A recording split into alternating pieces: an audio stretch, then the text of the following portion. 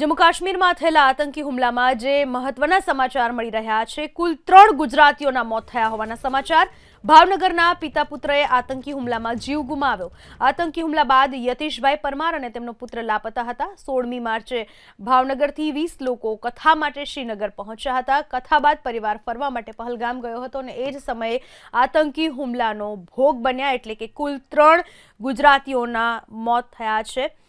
આતંકવાદી હુમલામાં મોરારી બાપુની કથા સાંભળવા માટે ભાવનગરથી 20 લોકોનું ગ્રુપ જમ્મુ કાશ્મીર ગયું હતું, જેમાં ભાવનગરના કાળિયાબેડ વિસ્તારમાં રહેતા યતીશભાઈ, તેમના પત્ની કાજલબેન અને પુત્ર સ્મિત, જેઓ ગઈકાલથી ગુમ હતા, જેમાં કાજલબેન સહી સલામત મળી આવ્યા, પરંતુ યતીશભાઈ અને તેના પુત્ર સ્મિતનું આ હુમલામાં મોત થયું હોવાની પુષ્ટિ કરવામાં આવી છે। સુરક્ષા દળોએ આ પુષ્ટિ કરી છે। પરિવાર ગયો હતો મોરારી બાપુની કથા માટે અને કથા શ્રવણ કર્યા બાદ તેઓ પહલગામ ફરવા માટે ગયા હતા, જેમાં આ ગુજરાતીઓ મોતને ભેટ્યા।